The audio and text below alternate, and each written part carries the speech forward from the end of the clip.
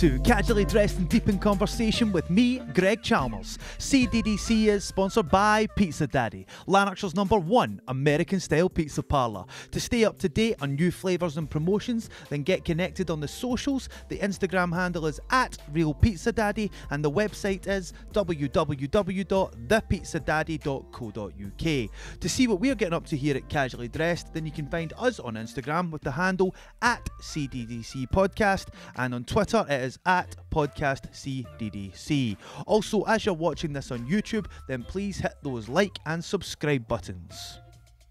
And with me today as my co-host all the way from Northern Ireland is Christopher Shields. Hello. Our guest today is debut novelist Paula Johnston. How are you? Good, thank you. I'm glad, because off camera you were being a bit of a wido, but I'm glad you've settled down.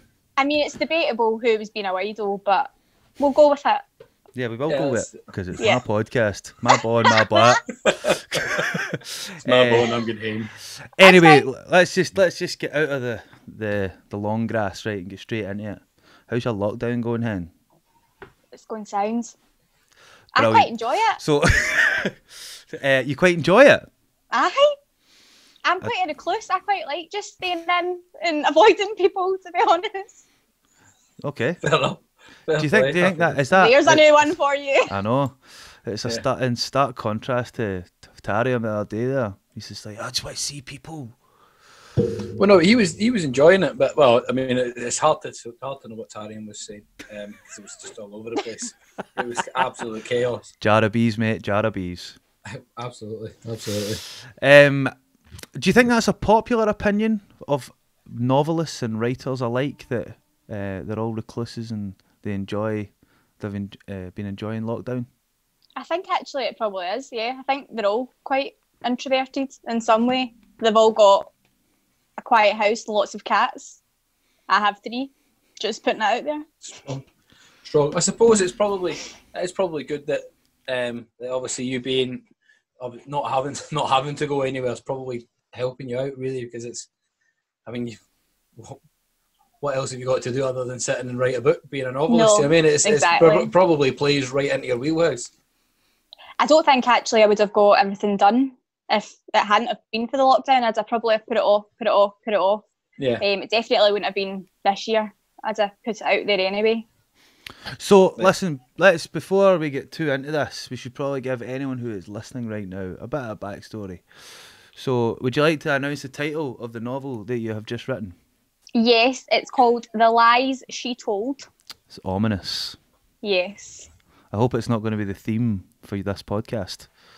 Just Well, you lying to me down the tube. there was only one line at the start of the podcast. Anyway, we'll bounce past that rather swiftly. Right, okay, so can you give us a kind of, without giving any spoilers or anything like that, give us a brief synopsis just about... Right, I actually find this quite difficult because there is so many different ways that this book goes. So just think about it as every guy's worst nightmare, a bunny boiler. Okay. But to the highest extent. So we combined it with online relationships. That's how people meet these days. Mm-hmm. Carly is the main character. She's a protagonist. She is from Glasgow herself. She met a guy called Jacob online 10 years ago. And they've had an online relationship for 10 years. He's now married. She's not happy about it. And she decided she's going to do something about it after 10 years. Right. Again, I can't tell you too much because it will give too much away, but it's not smooth sailing. There's a lot of coming and going. Yep, and she's not the only one with a plan. Oh. By the way, can I just say Jacob sounds like a guy who wears dungarees. I mean, he doesn't in the book, but he sounds like just came my head. I was like, oh, there it is. There's good. Jacob. There it is. Don't know why. Just heard Jacob was at dungarees. Colds. Cracker. Yeah. Yeah, fair enough. Sorry. Okay, so now we know a wee bit about the kind of the novel itself. Let's go way to the beginning. Why become a writer? Has it always been something that's been burning inside you? Do you know what? Yeah, it has, actually. See, since I was a wee girl, I always used to get my gran to go and get me big packs of A4 paper, and I just used to fold them up all the time and write hundreds and hundreds of crap, and then go and give her it and say, oh, I've wrote you a book. And she would get like millions of these a week, like all the time. And it kind of continues when I got older. I studied journalism for a little while. Okay.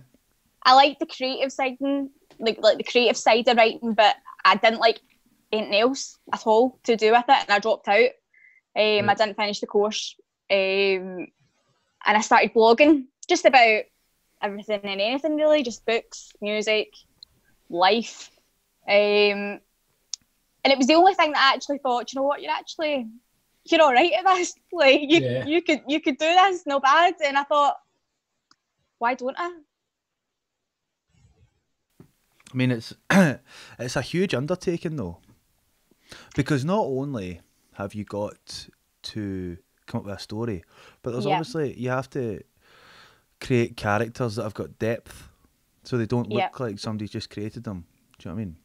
Yeah. So that leads into what I was going to say next, which is what is the inspiration for the story? You boiled any bunnies? To be honest. It is a bit of a personal experience. Oh, purple! No, I when I was younger, I had spoke to this guy online. He lived in London, and we spoke all the time, and nothing ever came of it. But I just thought, what if I had been a bit unhinged? How far could I have took that? And I thought, let's write about it. And that's what I did. I mean, that's not like a normal thought pattern, is it really? It's not, but that's how I wrote a book, so it works. Yeah, listen, whatever works for you, man. It's better to write about it than actually do it. It's very true. Very, very true, yeah. I'm pretty sure there's many a serial killer has written a manifesto. No, that's interesting. I mean, so when you had your own personal experience, was this quite a while ago? Yeah, it was, but it did go on for a number of years. Like pre-Tinder? Pre-Tinder. So like profile heaven. What? I don't even know what that is. Yeah. Whoa. Is that like pre-MySpace? Like, pre-MySpace, yeah. Is that like Bebo days as well? No, I think I was about 17 and it was Bebo all the way. Yeah, man. You got Bebo. He didn't give me his Bebo love. Nah, man. Nah. So, simpler times. Is he a real person? He is a real person. Have you met him? I can't tell you that. Oh, shit. Because I can't tell you anything about the book. Oh, man. Oh! Okay. Man. All right, man. No, do you know what it is? Is he still a person? He is. He's alive. He's in the alive. fridge. I am not killed him. He's in the fridge. What Jacob's sitting on the roof, right? He's cooling off. No, he is a real person. Some of what I've said has obviously been exaggerated for entertainment purposes, shall we say. Of course. But yeah, he is a real person. It's just been developed and brought to life a bit more. So have you used any other of people you know as character inspirations? No, everyone else is purely imaginative. Right. Okay. That would be cool if you did. Well, I have a mood board which I have selected famous actresses, actors of who I thought my characters would look like. It helps me describe them a bit more relatable if people were Googling something. Do you know what? See if it was to become a Netflix series or something like that, that's who I would picture playing my characters. Right, okay. Is it kind of like a Fatal Attraction type vibe? Oh yeah, totally. Yeah. It's a good film. It's a good film. Yeah. Man. Can't go wrong with it. Nah. Cool. Have you seen? No, I've not. Well, see the phrase bunny boiler, it comes from Fatal Attraction, mate. Does it? Right, okay. Well, see, I'm not... I'm living in a wee shoe at the end of the hall. Yeah. Chris, after this is what you're going to watch. Don't, yes, mate. Don't, mate. No. You'll never go near a woman again, mate. You won't have to read this book either. Right. Chris is married. I'm a married man, so it's fine. I'm fine. buggered. No, you're 100%. You are. 100%. Yeah, man. I've been hitting up Tinder far too much. No, that's interesting. That really is interesting. Mm-hmm. So, I've got down. There's a couple of questions I'd like to ask, right? Personally, from me to you, right? Since we're great friends. So I hear. Basically, how do you know when the book is finished? Now, the reason I'm asking that is because I myself work in the creative industries, right? And I find it's for me, it's when you know, well, that is it finished, yeah, and not just keep going and keep going and keep going. So it was actually quite difficult because I changed the ending quite a few times. I thought I'd finished it quite a few times, and I went back and thought it just doesn't have that oomph. It doesn't like hit you the way it should.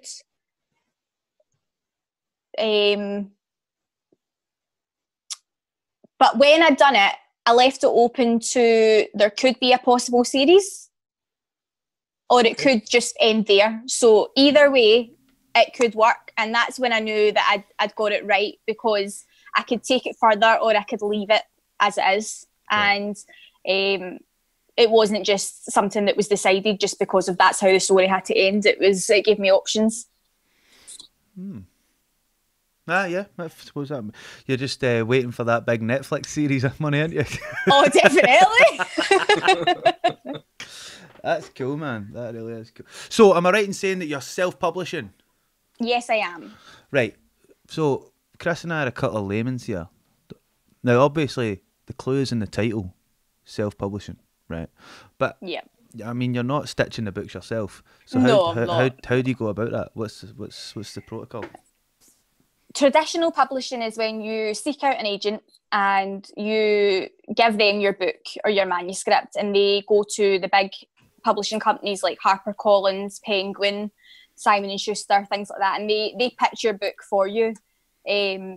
Self-publishing is when you design the book cover yourself, you design the back of it yourself, you do the book description yourself, and you format it yourself, and you can use various different upload methods to create it into an ebook. I'm using Amazon, and the difference is that it will go out when I decide it goes out. It will be formatted how I decide it's formatted, and the book cover will be something that I've designed all on my own as well, rather than have someone take it on and put their ideas into it, because I had a very specific image in mind of what I wanted it to be. Mm-hmm. And I didn't really want that to kind of be forgotten about. So yeah, when I do it myself, it is a lot of hard work. It takes many hours every day to kind of get everything sorted, but you're technically in control of that whole. It's like a little business in your book. You decide when it goes out, what it looks like, and you've also got the option for people to buy it in paperback as well. Okay. So it won't just be an ebook or an audio book or whatever. It will come out in paperback as well. But ebook just now is what's selling the most. It's very easy to just click a book on your phone, your Kindle. So that's what I wanted it to be. And I thought, I've queried agents, I've had knockbacks, I've had people ask for the full manuscripts. But I'd rather get it out there, because I've spent a year and a half writing it. So I'd rather do it myself and get it out. Yeah. A year and a half, that's a long time. Yeah, it is, yeah. Is this the first book you've written? It is. So you've not had other ones that you've just went, nah, that's pish, and threw that out? I've started it, scrapped it, scrapped it. And then one time I just thought, you know what, let's just start it and finish it for a change. And I chipped away at it. Some days I spent hours doing it. Some days I looked at it and went, I can't do this. And then I finally done it and thought, you know what, rather than waiting for loads of people to tell me that they don't want to read it, I'm going to put it out there and some people will read it. Mm-hmm. That's good. It's proactive, man. Totally. Yeah. And you think that's worked with, I mean, obviously I don't really have a huge grasp of how things work in the literary world, but even with films and stuff like that, people who've just put their stuff out there and they've been rip-roaring success. Do you know what I mean? Even Taken was straight to DVD. Do you know what I mean? Yeah. Well, here's a fun fact. 50 Shades of Grey, I'm sure you'll have heard of it. No, man. Yes. She self-published that book before it was picked up by a publishing agency. Wow. So there is still opportunity for that to happen, which ideally in the long run I would love to be represented by an agency, but it's not going to stop me in the meantime putting stuff out there. No, of course not. I suppose it kind of adds to your I think there's this thing that I think people actually would prefer to kind of go with independence rather than these kind of big corporations. There's a lot of people that don't like that side of things. So I think it definitely will play to a certain crowd as well. Yeah, I think people as well that see when you go on Kindle and you see 99p books or whatever, and you think, oh, I'll have a look at that. See, when you do that, the more people buy a book for even just a small amount of number, it's not about the money, it's about people reading your work. That builds up the ranks on Amazon. It shows that people are buying it, and it will become more visible, and the more people will see it and the more people will read it, and that's really all I want. It's not about anything else, to be honest. It's about the fact I wrote this story, I think people would enjoy it, I'm going to put it out there. Fair play to you, man. Fair. Because you know, we have a lot of creative types. Incidentally, you're the first author. Yes. But great. Yeah, man, we're setting the bar real high. Take that with a pinch of salt. No, okay. I'm only kidding on. Listen, I really am kidding. But the one thing about creatives is that there seems to be this drive inside them. It's not purely for financial gain, although that there is a benefit of it, but just to get it out there. We have had Cool Kid and Illy on, and they it's the same thing with them. They're singer-songwriters, and it's just get it out there. And I suppose it's the same idea with yourself, you know. Don't get me wrong, I'd love to be a millionaire off the back of it. I mean, that's who it. wouldn't? But 100%. We've seen behind the curtain now, folks. But let's just be realistic. For now, I'll happily just accept if people picks it up and buys it. Yeah.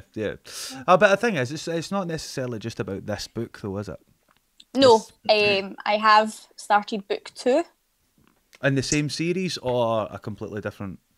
This one is completely different, although I have had what they call as beta readers. So it's people that read your book before it comes out to tell you their honest opinion. If it's a load of crap, they're going to tell you it's a load of crap. Yeah. My best friend as well, she is brutally honest to the point where it hurts. Everything seems all good, so I'll take her word for it.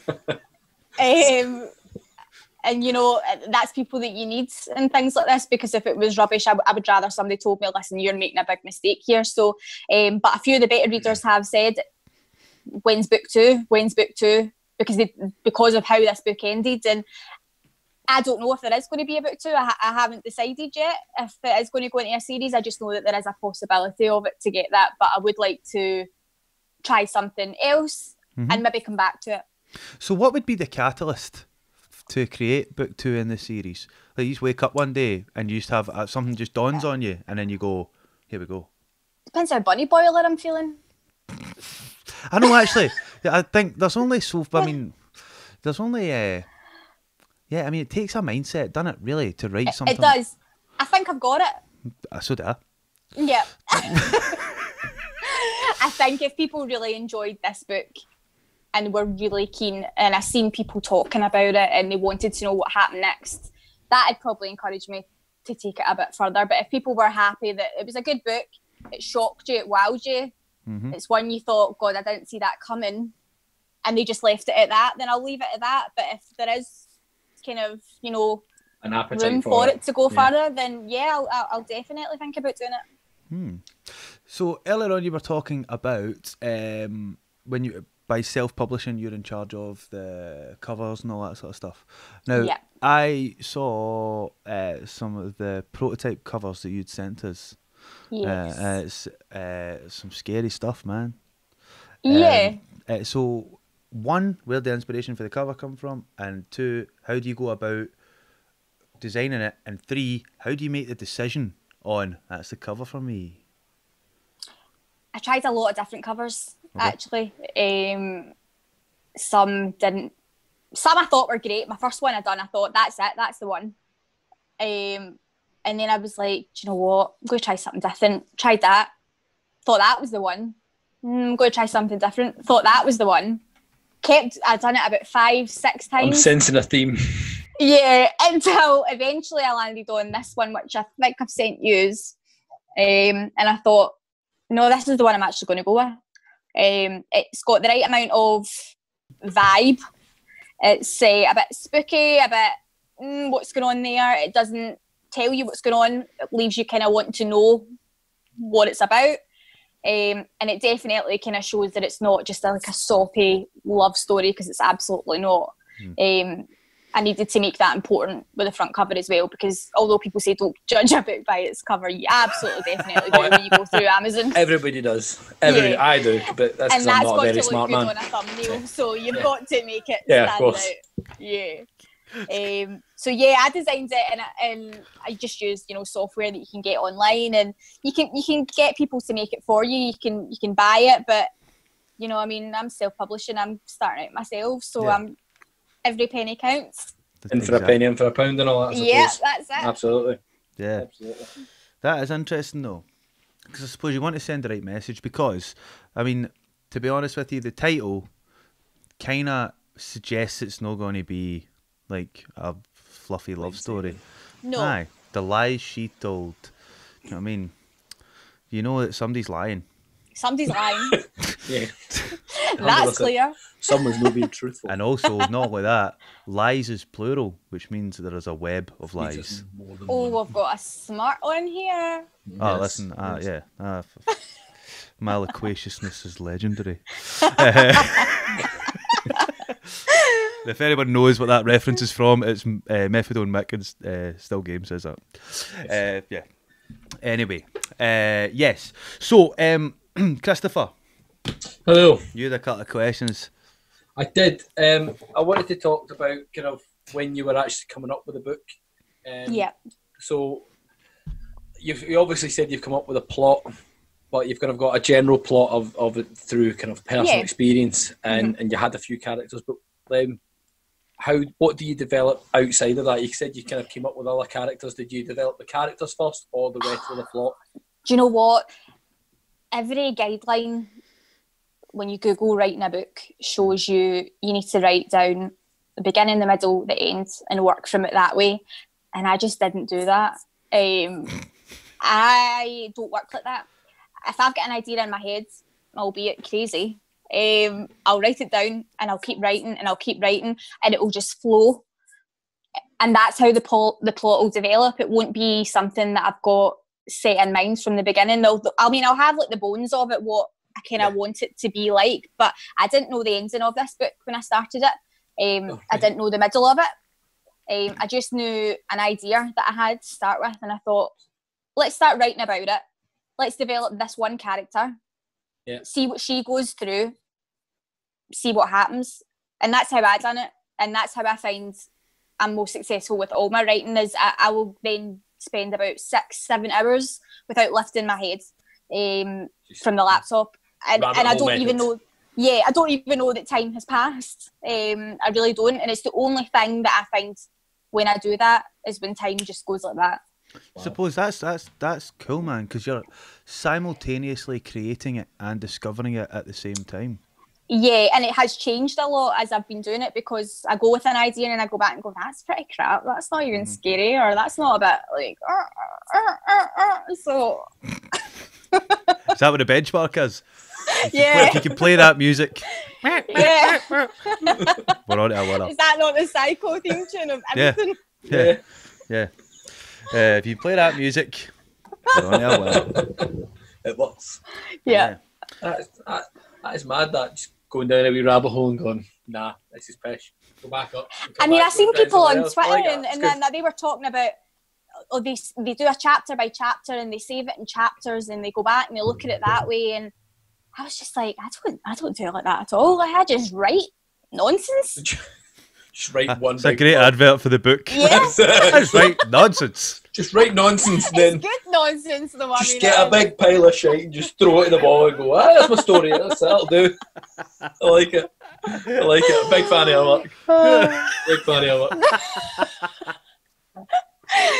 Do you know what? I think it's really good to be able to talk about it so casually, because I think so many people think that becoming an author or whatever is a massive thing that nobody can do, and it doesn't happen to a lot of people. No. Or normal people, you know what I mean, like just everyday guys, 100%. And it can.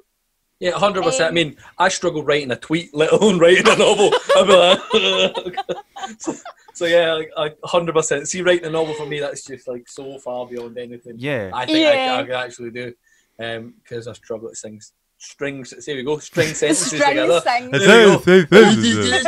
Perfect timing. Well done, man. You know what I mean? So yeah, it's just it's such a, for me it's like it's so far beyond anything I think I could possibly do. It's just an incredible achievement. It really is. How incidentally, how long is the book? It is about 40 odd chapters. Chris, I didn't want to do that. It's an ebook. It's an ebook. It's an ebook, bro. About 40 odd chapters. So split into 3 parts. Oh wow. Yeah. And so how many pages? Just so people know what they're getting into. About 360 odd. That's one a day.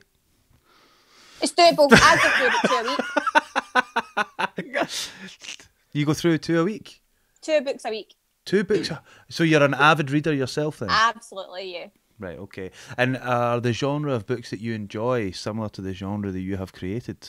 Yes, they are. And I think that was one of the biggest things is I can guess really easily where a book is going. Very, very, very easily. And I hate it when that happens.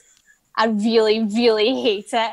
And they could be the best author and they could have a really good book behind them. But if I can guess within the first 20 chapters where this book's going, I mean, I won't put it down because I've got a fear of that. I mean, I have to finish it. But it's just, what's the point? So you're the sort of person that gets annoyed if an ending doesn't meet your expectations? Oh, majorly. I'm like, what's the point of me reading that book? Yeah. Why did I do that? The only reason I say this is because I watched it happen when I was away in Cyprus. We were away at a wedding, and a friend of ours, Amy, she was reading this book, and she had her nose in this book for ages, and she was sat at a sun lounger by the pool reading this book, and then all of a sudden she was like, "What's the point in that?" Threw it down and walked off in a huff. And we were like, "What's that? What's going on?" There's a difference between it doesn't make sense and it makes sense, but you didn't see it coming. So, okay, fair enough. But if you see it coming right away, you're like, I'm just reading the rest of this book just to say I've finished the book. Have you ever read a book? Have they ever read a book with the most frustrating ending of, and it was all a dream? No, and I hope I never do. Funnily enough, that's how my book ends. Kidding on. Shut up, Greg. Yeah. So, obviously, self-publishing. Yes. Do you have to do your own marketing strategy and all that sort of stuff? Yes, you do. So you don't get the luxury of an agent phoning up. So tell us for you. What are you doing? What's the marketing strategy? Well, I'm on here. Bro, talking to these two trumpets. Putting this out here. This is my book. Buy it. Get it. Coming out in August. Promote. Yeah, and I'll go through various different PR book specialists as well that will contact some of the local UK newspapers as well. There was a girl I spoke to as well. She wrote a book that she self-published, and she worked with these guys, and they got her into Waterstones as well. So people could go in and actually buy our book. You don't get that a lot with self-publishing. It's usually just ebooks. But I would quite like the opportunity for people to go in and pick up my book somewhere. So aye, that's the dream, I would imagine, for you to absolutely. like be on a train it's and like look going across. through the airport, you're going on holiday, your bird wants a book, that's the one she's picking. Fair dues. Like I would imagine that would be the ultimate reward in your line of work, is that you're like sitting on a plane and you just look across the aisle and there's somebody reading it and there's your face in the back of it about the author. Absolutely, yeah. I mean, maybe not my face because I've got like 6 chins, so it would take up the whole page. But I would definitely. Depends if it's a hardback. I've thought about sitting in the pool and looking over and seeing a chick reading my book and thinking, I wrote that. See, that would be amazing, man. That'd be so good. I don't even think I'd tell her. I think I'd just watch and see what her reactions. Just sit and look at her like, you enjoying that book? Yeah. How do you like that? What do you think it? There's a good bit coming up soon. That's a good chapter. Don't stop there. Keep reading. So, as far as like inspiration from other who's your favourite author first of all? Right, my favourite author I would say is Karen Slaughter. Sounds like she writes psychological thrillers, as you can tell by her name. A dirty porn name, Matt. Do you know what? She writes very grim, very grim. See things that you're like, oh, can I write that? Can I say that? She says it, and I love that. And I'd love to be able to do that, because right now I think I'm still at the stage where I'm thinking, oh God, my mum and dad are going to read this. Can I write that I've even thought about that? Like that's even came into my head. And do you know what? I'm like, yeah, I do want to do that. Who cares? Yeah. Hi mum, hi dad. I'm going to write it. It's going to make money and people are going to like it. So, but yeah, you know, I'd love to know how that she kind of got over that, because I'm sure it was there at some point. That initial fear of, can I say this? Can I not say this? I suppose it's probably just time and exposure to stuff like that. Because I mean, we were very similar with this. I mean, I was all you're putting something out there of yourself. You get quite you do get these wee things. You go, don't say something stupid. You know what I mean? You get this wee guy in the back of your head just going, no, don't. People are going to watch this. People you know are going to watch this. Don't say something. Yeah. But after a while, you start either the people that you. I don't know, on my point, people start losing interest because I talk about it all the time, or it just doesn't, you just get less bothered by it and you're not that arsed about saying something stupid, because you know what, the next week, well with us anyway, the next week we're bringing something out again, so you just kind of like, meh. I also think as well, as long as you're yourself, do you know what I mean, Paul, I'm pretty sure that people know that you're a wee bit psycho. I mean, I hope so. Yeah, so I would imagine. If not, they don't really know me well enough. Like anyone, if they read a book that you had written, and it was a bit mental, they're not going to be like, oh, shocked. Do you know what? Funnily enough, some of the readers that I had to read my book had said, because I gave it to them chapter by chapter, and they were like, if this has anything to do with her, this isn't going to be what you think. It's going down a rabbit hole, and you're getting taken for a ride. I like it, man. When's your release date? I'm hoping August. My book is actually being edited just now, because I'll definitely have spelling errors in there. I'll definitely have doubled up words. It's just something that you write so much you don't even know that you've done it. You'll have 2 ands, you'll have the, you'll have then, you'll have grammar issues all over the joint. So just to make sure that it's done right, and it's put out there, and if I'm going to put my name to it, self-publishing, I want to make sure that it has been looked at very carefully. So hopefully August, it'll be available for pre-order. So which means people can put it down on Amazon, that they're going to order it as soon as it comes out, and I'm hoping by September that it will be out for everyone. Doing the rounds. Yep. I like it. So you were saying that you're going to, it's just an ebook at the moment. Yes. What would be the process with turning it into a paperback? Like, if you were, like, you know, you're saying people can still order it. Is it through like a company that you would just like, I don't know, tell them? Do you know? So I am actually still quite new to the whole self-publishing kind of fiasco. I mean, I'm still learning as I go. I've never done it before, but what I know is that Amazon offer you an option for people to buy as a paperback. That's good. So I'm hoping that some people click that. But you can also go to independent kind of book printers, buy a batch of your book, sign it maybe if you're feeling a bit celeb-like, and, you know, sell it that way. But yeah, I definitely want it in a paperback as well. Absolutely. Would you? Are you going to have a paperback in the house? Absolutely. Can you just frame it in that? I'm going to sign it to myself. Just have it lay on the coffee table anytime someone goes, oh, let me move that. What's that? It's my Just book. I read a little book. Do you want to Don't worry about it. Do you know what you should do? You should, because of the type of book it is, you should just get some like pig blood and just it's like a thumb smear across, and that would be your signature. I mean, if you've got a pig lying around, It's got sure. a butcher's, man. There's hundreds of pigs about. Okay, sorry. If you've got a pig lying about, why just plugged into an IV pumping its blood out so that people could sign Just their a books out? suggestion. It's all right. Well, this conversation is taking a real turn. Mate, all I'm saying is it would be something different. It would. Yeah. Do you know what? I'll post you a copy with pig blood included. Just in a bag. Sign your own.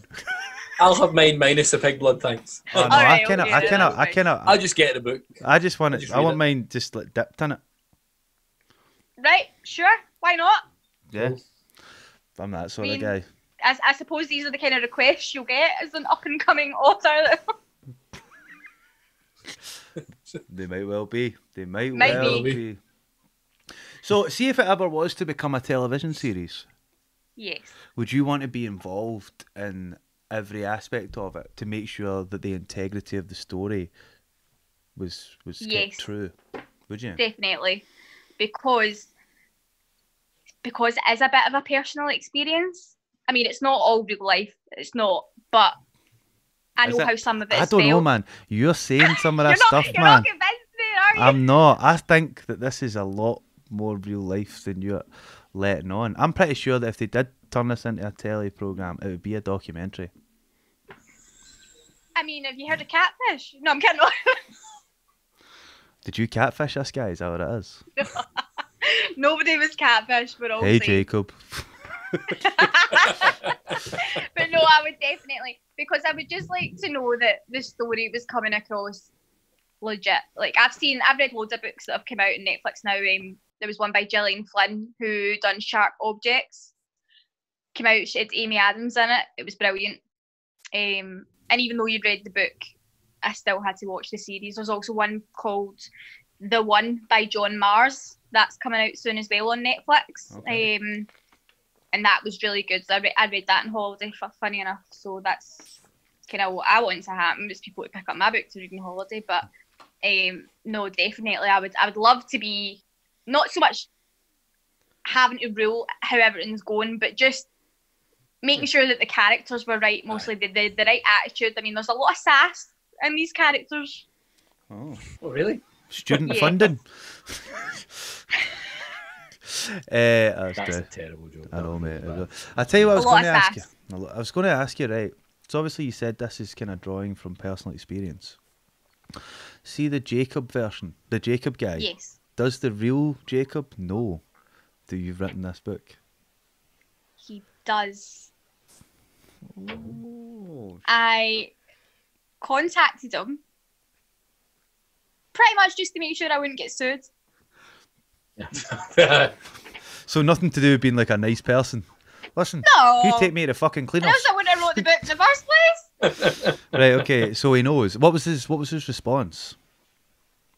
He said he would be surprised if I hadn't wrote a book about it. Wow, what an enlightened man. I actually thought it was going to go a lot worse, to be honest. I mean, I was a bit, I don't know whether I should tell him. I don't know whether I should kind of drop a hint. I mean, he Did you is... drop a hint? Just you sitting at a How do keyboard. you drop a hint? Just sending a picture of an ivory like that. It was actually, funnily enough, I had tweeted about it on Twitter, obviously. And I told him, listen, I wrote a book. And he was like, yeah, I know. And I was like, how do you know that? I've not spoke to you in years. He was like, oh yeah, I seen it on your Twitter. Right. I was like, okay, so maybe I should tell you then that the book is about you. Yeah. Do you know, it's my biggest Heavily featured. it's my biggest fear getting that phone call.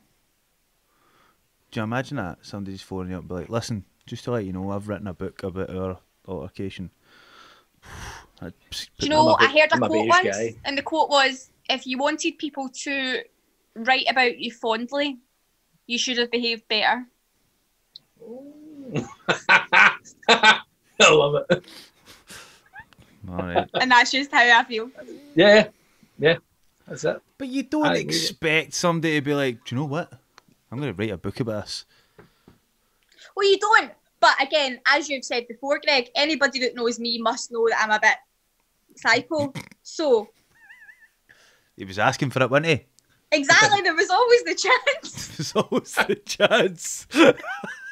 And actually, I tell you what, that there it should be a lesson to any young gentleman out there who is mistreating women. Not saying that this gentleman mistreated you, however, that just if there's a chance that they might write a book, just be cool to her.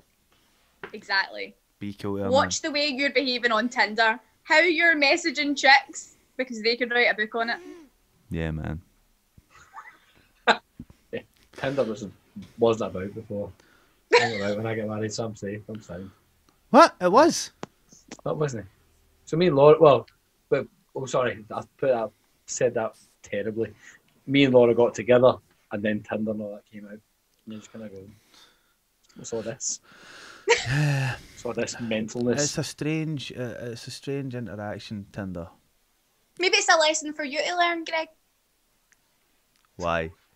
Just saying. See, I feel like it might be something you should take on board. I'm thinking this podcast's a mistake, man, because some wee lassie's going to read it and think, that bastard. Oh, sorry. Do you know what? I'm going to write a book about this prick. Yeah. I'd hate that. I'd probably go into hiding, man. That'd be the worst. I'll edit it for them. I'll publish it for them. But that would genuinely be no. Don't say no. I'd like that. No, you wouldn't, mate, because you'd be implicated in it. No, wouldn't he? Aye, you would. No. See, if we were a story about you, I would be the guy. It's like they would go to the reasonable one. They'd be like, "Look, going to try and help him. I'll try, but he's just a bit of an arsehole, so I can't." And then, man, things would go wrong. I'm getting my dinner here. You alright? Is there an earthquake here? Just plugging my headphones back in, it's alright. Right, okay, so you said your favourite author was Take Your Daughter to the Slaughter. Yeah, that was her, yeah. So what would you say is your favourite work? Out of her books? No, just in general. Your favourite literary work. As in genre?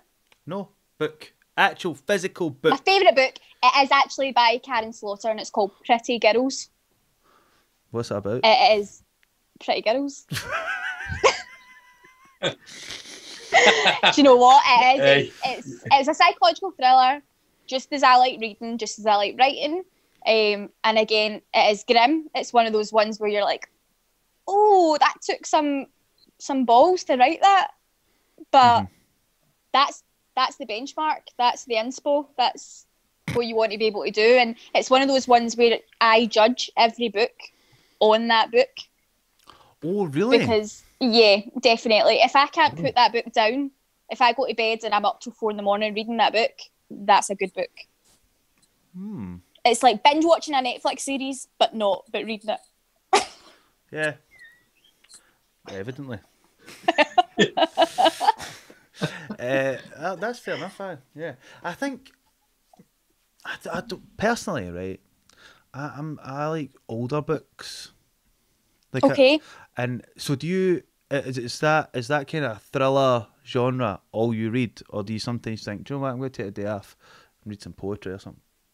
No, don't take a day off. Got to stick to it, you know. Really? You wouldn't read anything that was, I don't know. Do you know what? No, I don't like slushy love stories.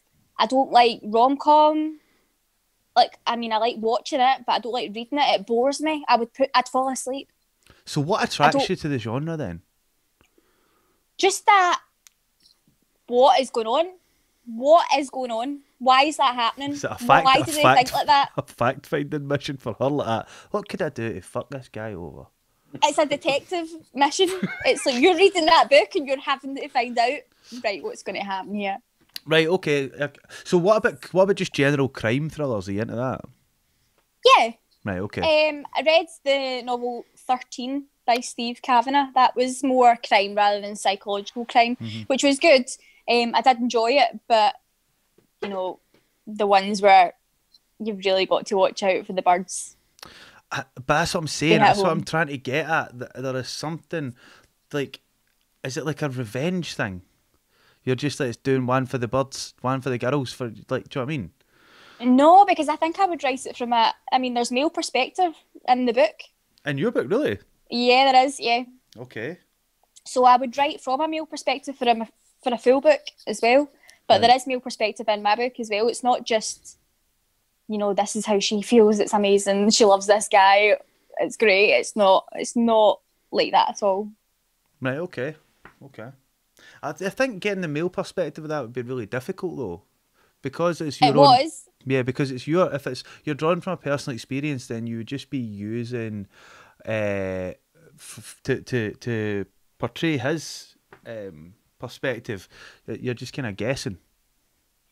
You're guessing, but you're also using personal experience. So you're using the way they would speak. You're using the things they would say.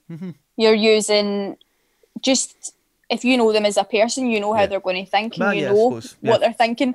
And I think that helped me a lot to write from the male perspective, because if not, it would be very difficult. Because, I mean, I don't know what guys think. I don't know what they're thinking most of the time, to be honest. But when you know someone that well, not enough, and you've spoke to them for that long, speak for yourself, Christopher. You know. Yeah. Okay.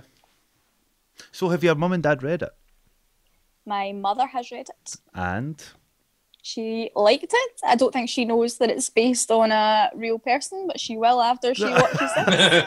She got that. So, thanks, guys. No worries, you've just been outed. You outed yourself. I did. Yeah.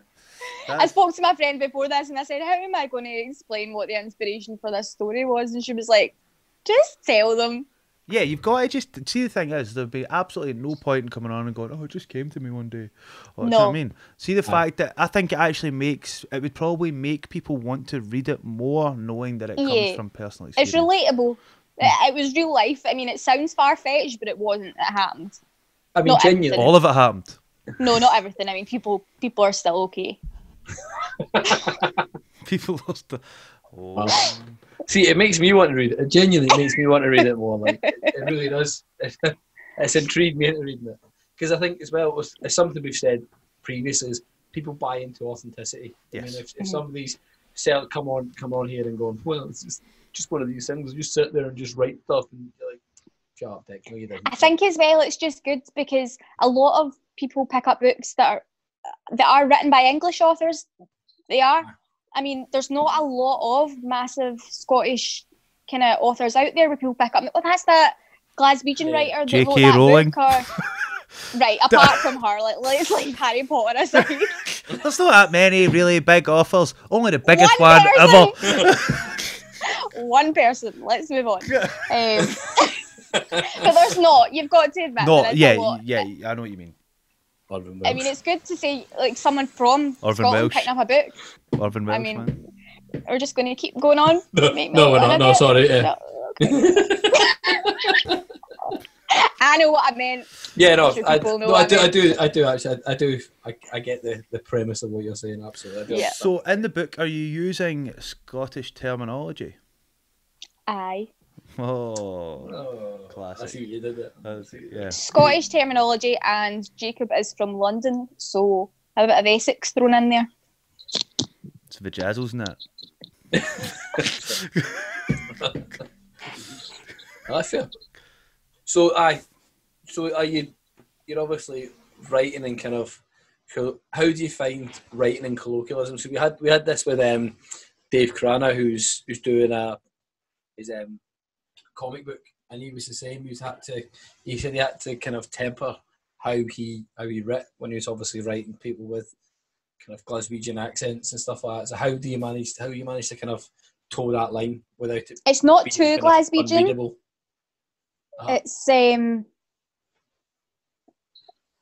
there's a bit of, you can tell it's not English, it's not Essex, it's not London, it's not Manchester, like, or anything like that. You can tell it's Scottish. It's somebody Scottish saying it, like they say granny, for example. There's but it's not talking like full on bam. Aye. So you can tell. Aye. So you can tell. You can tell the difference in the accents. And I think people from London, they speak a bit different the way they word sentences as well. They'll say you was instead of you were. Yeah. Just something simple like that. It's lack of changes education. a whole sentence. I mean, mate, I literally have just come back from London, and it is a baffling cacophony of idiocy. I swear to God. I know. Look at Chris. Don't even know what any of the words mean. Gonna ask your wife. Laura! I swear to God. No, that's just, do you know, it bothers me, right? Because the English language, I believe, language in itself is always changing. When you look at things like lol and all that, has become a mainstay. And it really annoys me when people can't construct a sentence properly. It really annoys me.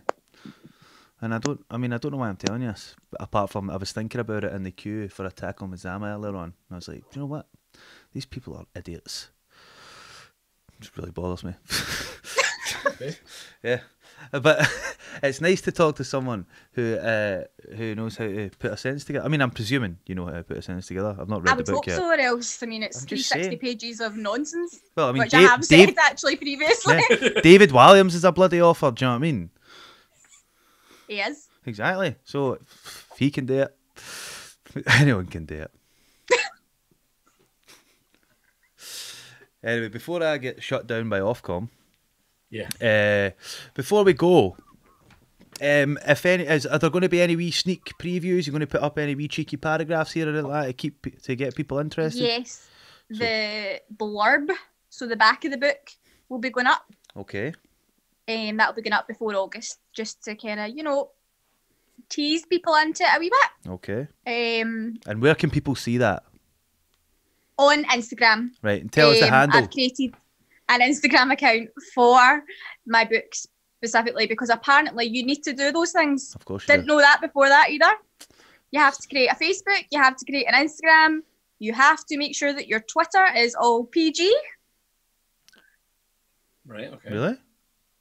Because people can look back and see what you wrote. All right. Yep. What, which is absolutely fine now because I've cleaned my acts up, so we're fine. I like it. Yeah. Yeah, especially. But there will also be a website coming as well, but I've not finished the website. I'm still working on it this week. Right, so website's a bit more difficult. What's the Instagram handle? You never told us.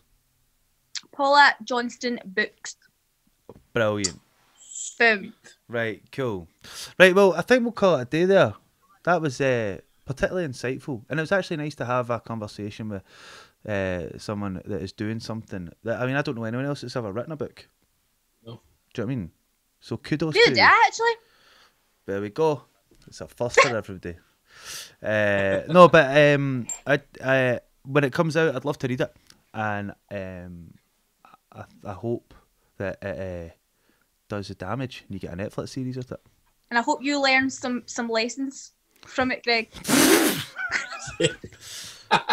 My mum listens to this, man. She's going to be like, what lessons is she talking about? Grammar, mum. Just about to improve my spelling in it. Full stops. Yeah, full stops. Yeah, the full stops. The full stops. Right, anyway, so I'm just going to sign off just now, but don't hang up quite yet, Paula. Thanks for listening. Please hit those like and subscribe buttons.